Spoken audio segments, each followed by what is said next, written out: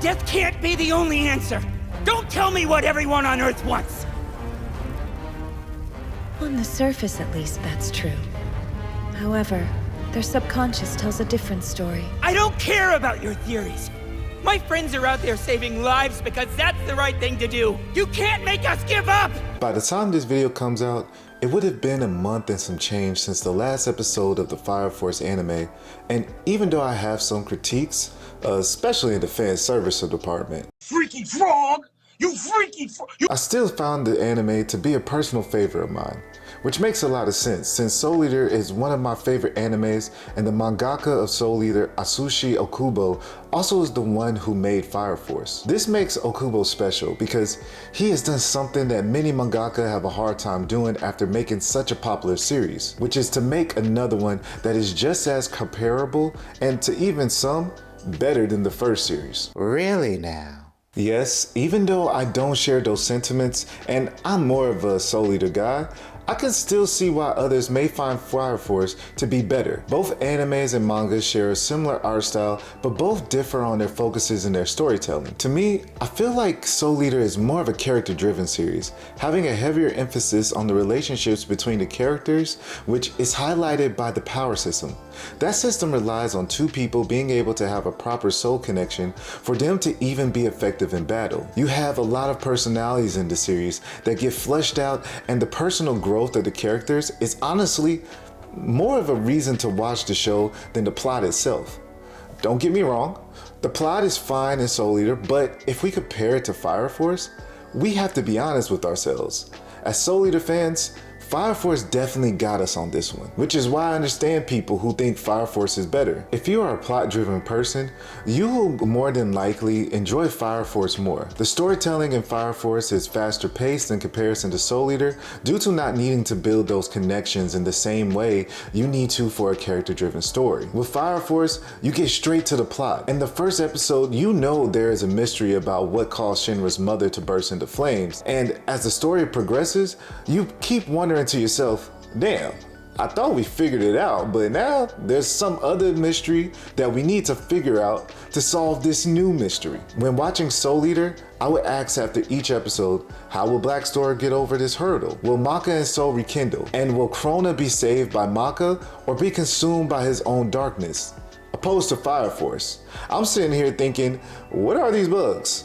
Who is truly behind human combustion, and what purpose does Adola serve? This is what makes Fire Force so compelling to watch. The world and storytelling just grabs you and pulls you in. One of the themes from the series that pulled me in the most was the plot line about the collective unconscious. So the collective unconscious got you hooked in. I think I like where this video's going today. Hey bro, I remember talking about it, but I ain't gonna lie, I don't know what the hell they were on about. Okay, I can see why that concept can be confusing.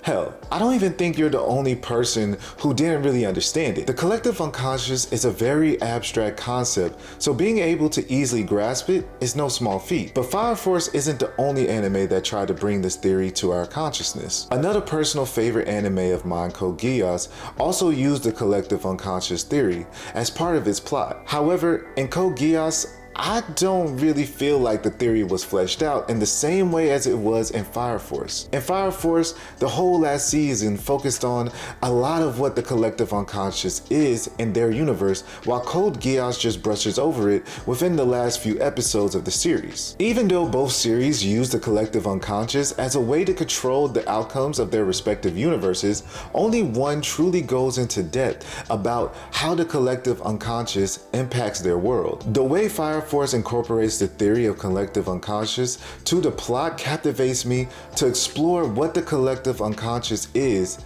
and how it impacts the story of Fire Force. So, if you don't know who I am, my name is Arrow, and this is my space. So come in and have a seat while we analyze how the collective unconscious impacts the Fire Force universe. Alright y'all, this y'all warning, and we do not care if you skip past this part. There will be spoilers. So you skip past this, it's on you. This is your first and final warning.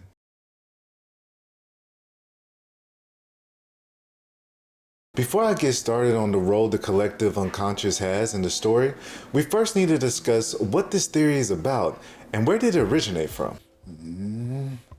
Errol? Yes, Professor? Don't be coy with me, Errol. You know what I want. Okay, Professor. I'll let you start it off, but don't be too long-winded. Errol, please. I got this. The theory of collective unconscious originates from the Swiss psychiatrist Carl Jung. Jung would write a book called The Archetypes and Collective Unconscious, where he discusses that dreams, myths, and symbols across cultures would continuously manifest similar archetypes such as the hero. Jung believes that every culture shares this similar archetype through a deep psychological layer of the unconscious mind that all humans inherit. Due to this shared inheritance, no matter how far and remote one culture is from another, you will always see folklore of a hero's journey. Jung's theory is that this story is continuously manifested no matter the culture because it is coming from our collective unconscious. All right, Professor, thank you for the cliff notes. I think I can handle it from here. Sure thing, Errol. But if I can just say one thing, I think saying cliff notes is a bit antiquated. Everybody's using ChatGPT now. Well, I am a man of another era, I guess. But I digress. Jung's theory doesn't just rely on the literal manifestation of the archetype being represented. It can be more symbolic, such as the mother archetype. It doesn't have to be an actual mother. It can be something like the earth or a cave that represents shelter and protection, like the qualities you expect from a mother. Also, even though Jung speaks of a few of these archetypes in his work, that doesn't mean that there is a set amount of them. These archetypes are more seen as a universal pattern than set types, so we shouldn't be closed to only the ones he discussed. Hey, I ain't gonna lie, my boy.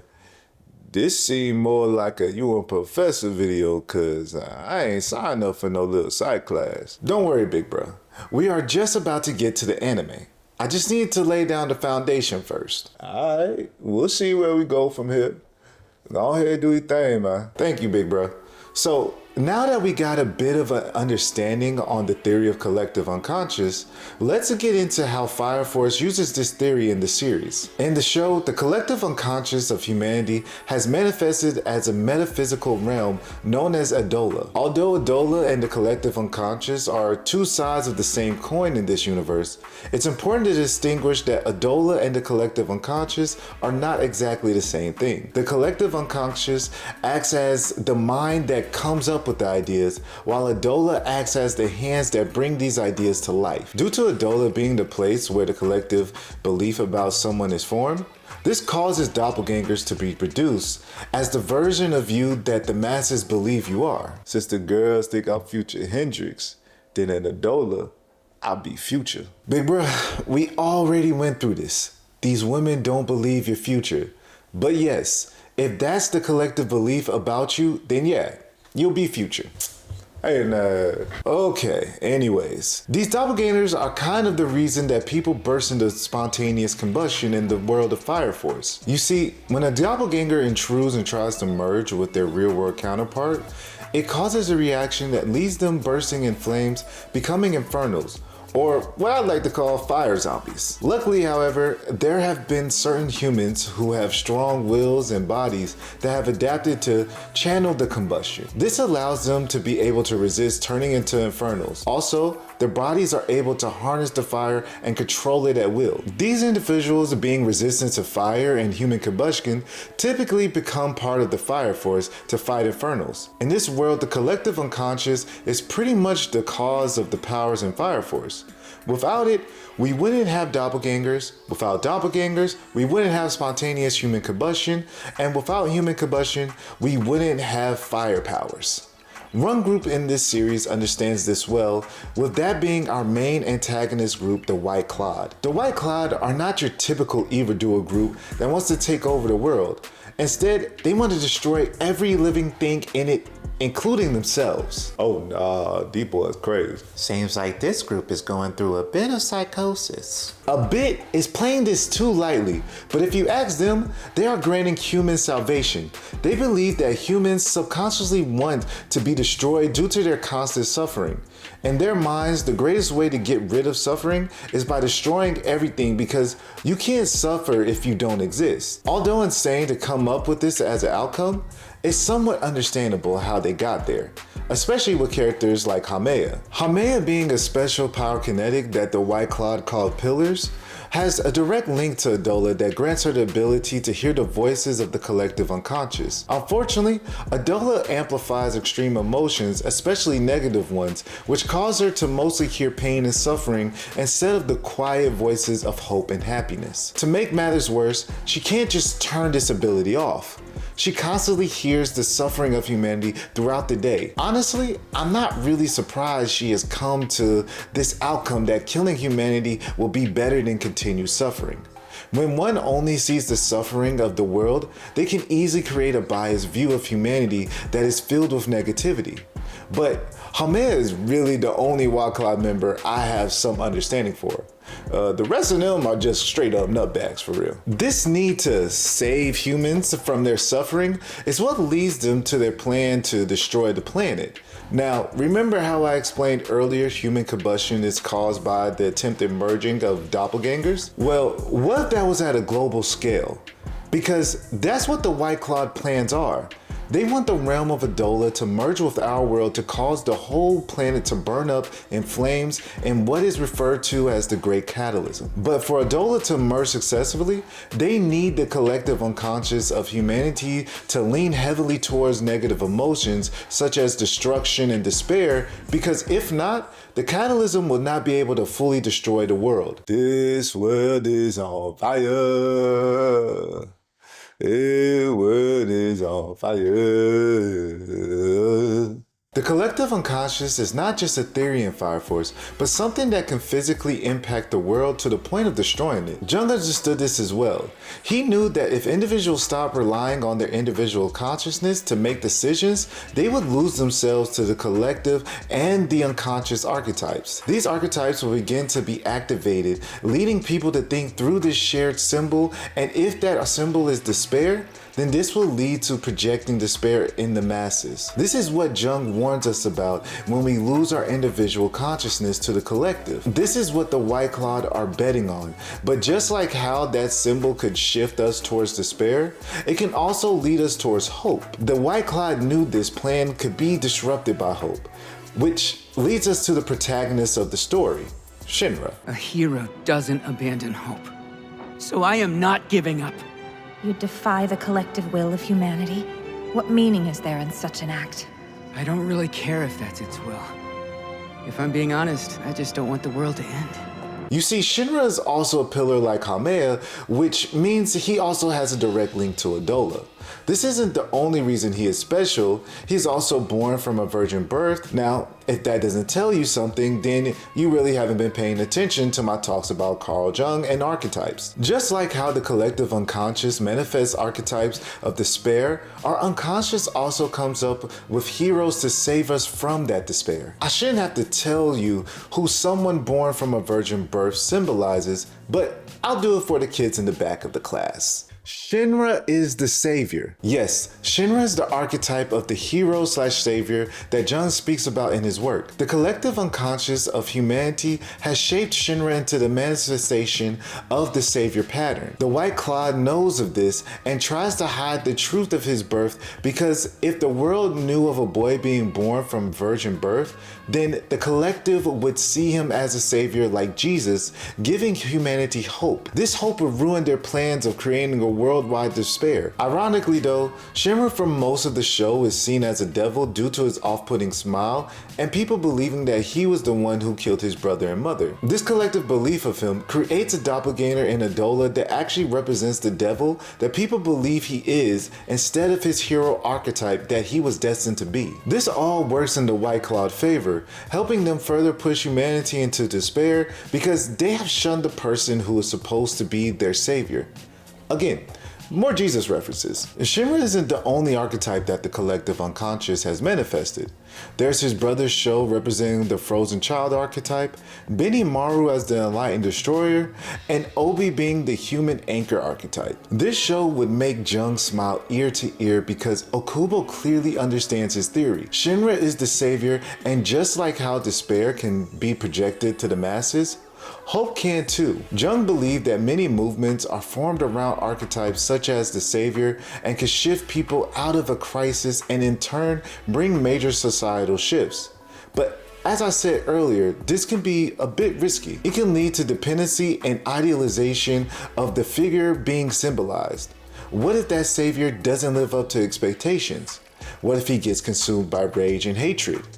And if he does, then he must not be a hero at all. At the climax of the show, the world is in chaos due to the White Cloud spreading enough fear and suffering to almost fully complete the merger of Adola. Shinra is off with his brother fighting Hameya, who has merged with the godlike entity, the Evangelist, that started the White Cloud group. While in the middle of their battle, Shinra sees his captain and father figure Obi be killed by his doppelganger. This destroys Shinra, leading him to be consumed by hate and rage. This causes the final nail in the coffin the White Cloud needed to snuff out hope, with the hero being consumed by hate, causing the collective unconscious to turn to despair, leading to the third great catalysm. This is what Jung was warning us about, with the symbol of the hero being a double-edged sword.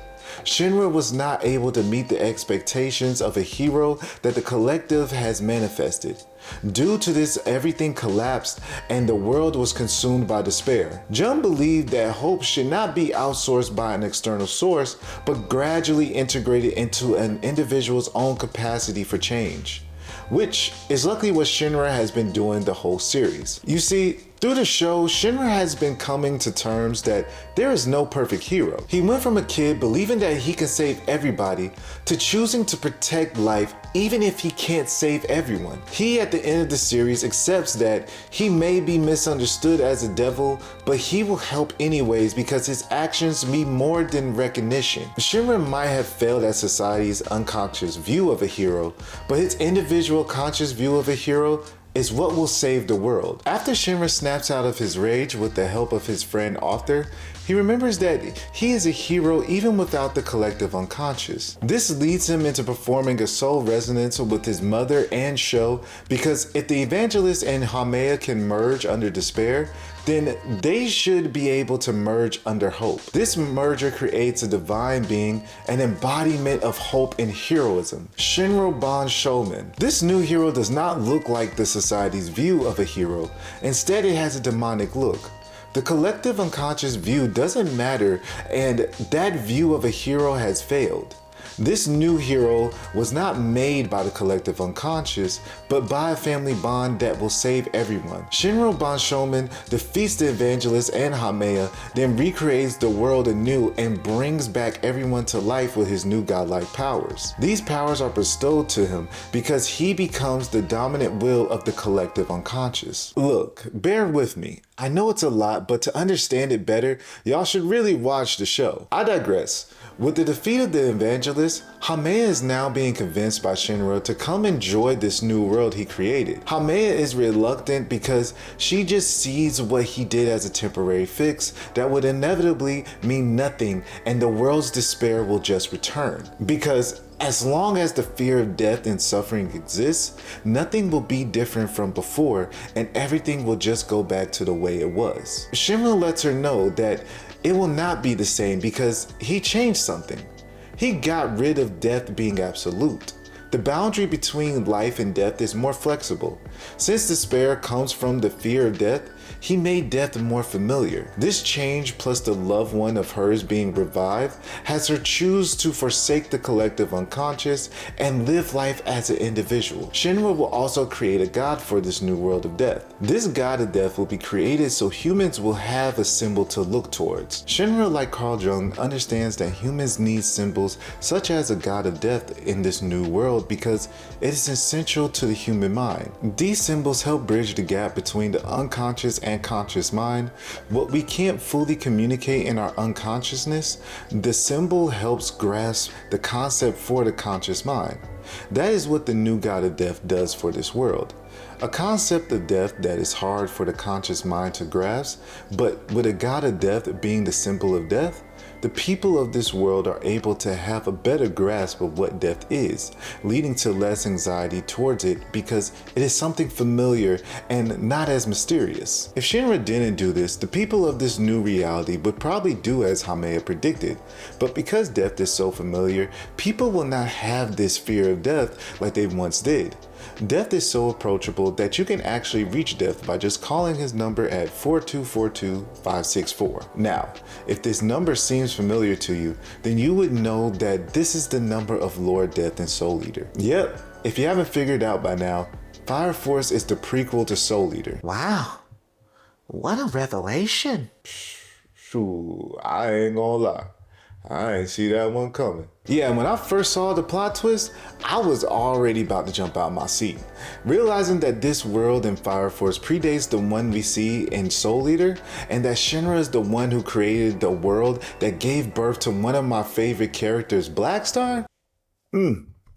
Bravo, Kubo. Bravo. If this reveal and all the hype behind it doesn't bring us a Soul Eater remake, then we will probably never get one. This series is truly a homage to Jung's work. The way it integrates his theory of collective unconscious and archetypes is nothing less than brilliant. This show is able to dissect complex concepts that are even hard for college psych students to grasp while making it into an entertaining piece of art. Even though it's not the first anime to tackle these concepts, it is to me one of the best even outside of a shonen to do so. There have been other animes that have asked questions such as, did God create humans? Or did humans create God?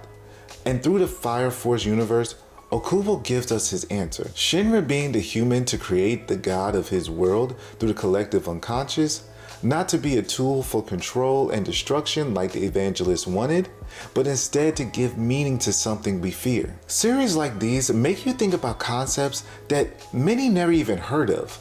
Matter of fact, most people probably just heard of the collective unconscious for the first time when watching the show. This is what effective media is supposed to do. Teach us something new to give us knowledge that could be used in our everyday lives. Or, as Jung would believe, none of this information is new, and a show like Fire Force is just a bridge to bring something from our unconscious into our conscious mind. Now, I'd like to thank y'all for watching the video. I had to put a lot of work into this one and really wanted to educate people on the concepts being presented in the story. As I said before, you can find more information on Carl Jung's theory in his book, The Archetypes and the Collective Unconscious. This book will give a greater explanation on the collective unconscious and its role with our psyche. This Fire Force ending will hopefully give Soul Eater the brotherhood treatment that it deserves. Or at least what I deserve. Thank y'all for watching the video, and if you agree or disagree with anything I've said, let me know in the comments. Also, like and subscribe to this channel so you can be updated for new videos. Again, my name is Arrow, and this is my space. And I'll see y'all next time. Peace.